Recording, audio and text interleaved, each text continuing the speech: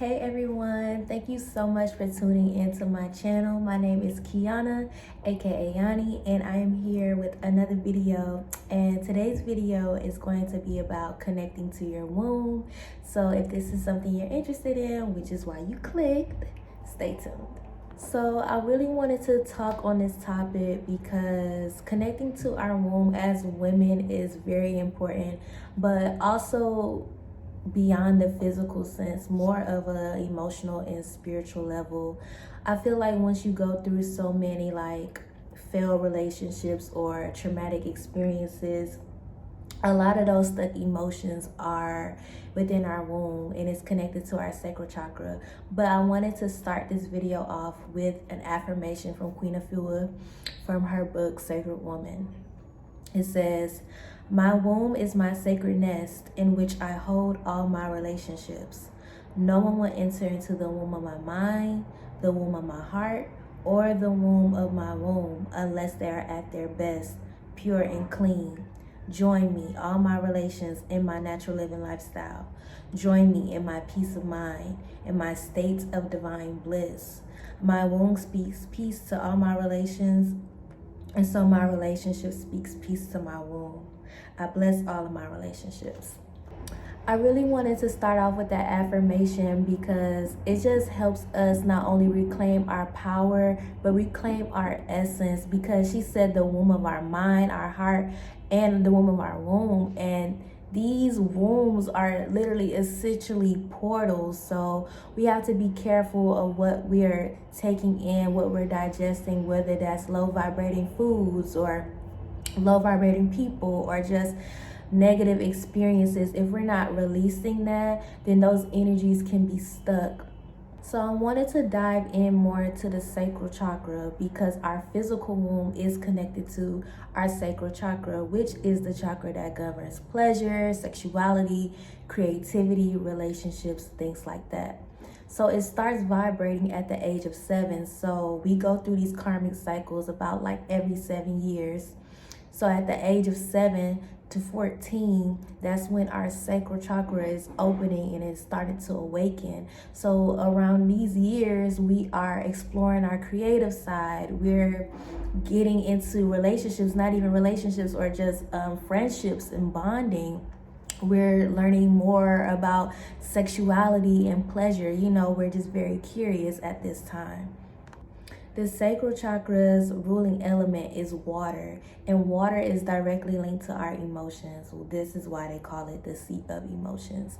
But I feel like even growing up around that age, a lot of people may experience blocked sacral chakra or haven't connected to their womb or have troubles connecting to their womb because, growing up, even as women, we're taught to not to explore ourselves or explore our sexuality or be fast and things like that. It's kind of like we have to conform. And this sacral chakra is all about expression and creativity. So when we have things like that is blocking us and holding us back, it starts to manifest in a physical sense, such as yeast infections, UTIs, bladder problems, issues with our kidneys and things like that. This can also be blocked by guilt, gossip and manipulation, blocked or stagnant creative energy, and energy scars. Sometimes a lot of people experience negative relationships with a romantic partner and they're not fully healed. So that can manifest into the physical, which I was speaking on earlier about the yeast infections, the UTIs, and all other issues surrounding our genital area. This is why it is very important, ladies, to watch who we are being intimate with, who we are allowing into our womb, who we're allowing into our portal, who is getting close to us, because it's so much deeper than that, because our womb is literally a birth canal, you know what I'm saying? So we are storing that energy and we're also creating energy as well. So it's really like a vortex, and we really have to keep it protected and treated with the most high respect. Now, speaking for myself, coming out of those dark places where I was going through some really tough experiences, not only romantically but platonically. I didn't realize the effect that it had on my womb until I started actively healing myself. It took me a minute to realize, but once I did, I was like, okay, some things have to change, because if she not feeling good, I'm not feeling good. You know what I'm saying? So growing up, I was always kind of like shy when it came to like sex and expressing my sexuality. Like I was always like a tomboy, and I was always referred to as like the homie. I even was called undesirable at one time. So, you know, at one point I was just like, hey, nobody's checking for me. They just want me to be their friend. I'll be the funny friend. I'll be the cool friend. But over time, that shame and that guilt resulted into like the people that I was manifesting, or just like the people I was being romantic or intimate with. They weren't the best because I wasn't my best. So once I started dating and started being intimate with the wrong people, things started to physically manifest within my womb that just wasn't healthy. You know what I'm saying? You know, so I had to really figure out what was going on, and I had to dive deeper. I had to dive deeper than just past changing my diet or changing the products that I use on my yoni, or, you know, deeper than the surface. So I really had to go within myself, and I had to heal. I had to face those shadows. I had to face the trauma. I had to do the energy work.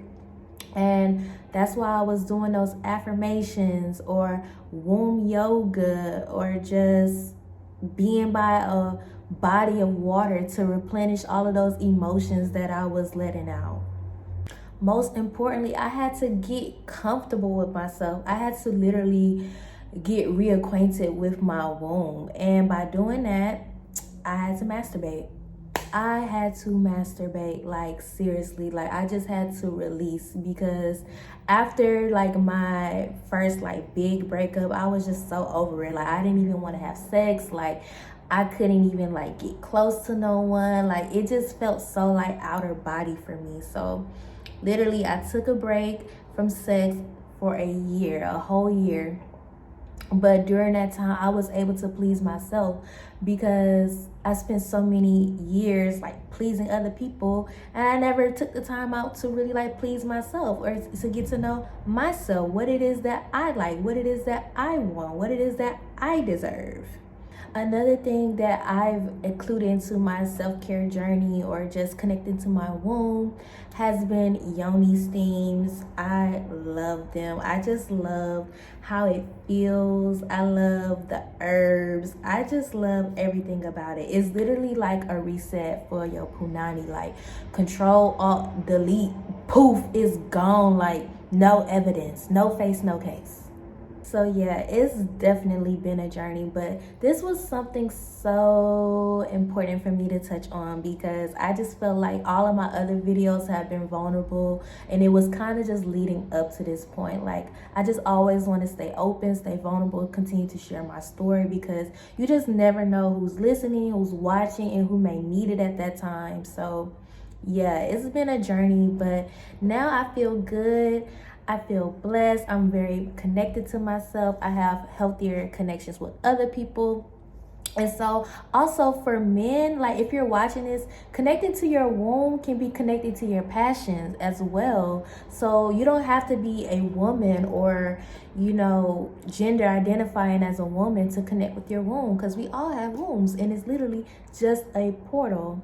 So you guys can connect to your passions and just get creative and do what you want to do. So once again, thank you guys for tuning in. Let me know if this video has helped you in any way. If you guys want me to touch on some more topics, if you want me to dive a little deeper, or if you just want to connect with me personally, please reach out to me. Before we go, I just want to give a huge thank you to Purple and Prosper, Advent Intimates, and Parade. You guys can shop Parade and get 20% off using my code YaniFiles. And thank you so much. Love you guys.